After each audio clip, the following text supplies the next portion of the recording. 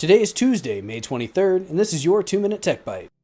Meta has yet again crossed the line with the EU as the company has been fined 1.2 billion euros for infringing on the General Data Protection Regulation. The GDPR is a set of regulations and standards that define what is okay to do with European data. The group handing out the punishment is Ireland's Data Protection Commission, the group responsible for Meta's European oversight. On top of the fine, Meta is to suspend any future transfer of personal data to the US within the period of 5 months. This means that Meta will either have to undergo a massive infrastructure initiative as only 4 of its 21 data centers are outside the US, or it'll have to appeal.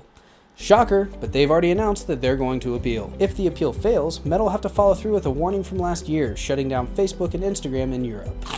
A lot of rumors have surfaced as Apple has applied for 4 trademarks related to their augmented reality system over the past week. The trademarks include XROS, XR Pro OS, Reality Pro OS, and Real OS. XROS was first filed last Tuesday, and the other 3 were filed yesterday. The AR headset is estimated to have a manufacturing cost of $1,500 and a price estimate of $3,000. Highlights from the parts list include dual M2 processors, 2 micro OLED displays, and a whopping 14 cameras. For an in-depth breakdown of the costs, check out our sources in the description below. Nothing official has come from Apple, but the device is expected to be revealed at Apple's Worldwide Developers Conference on June 5th. We'll be keeping our eye on this one.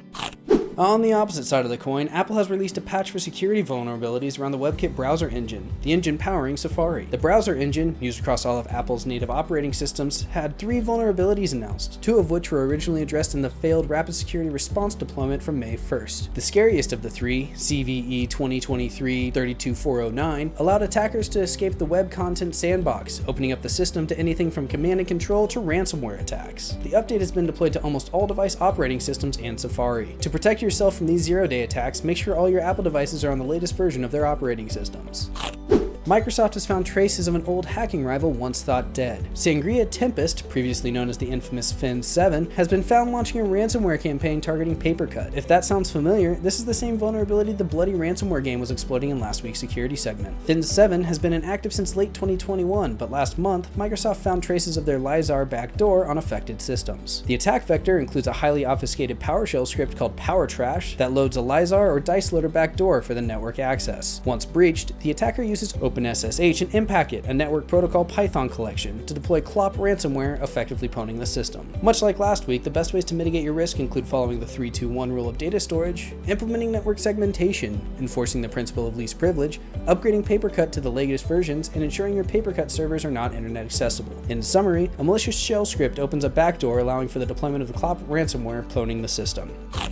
Today is Tuesday, May 23rd, and that was your 2-Minute Tech Bite.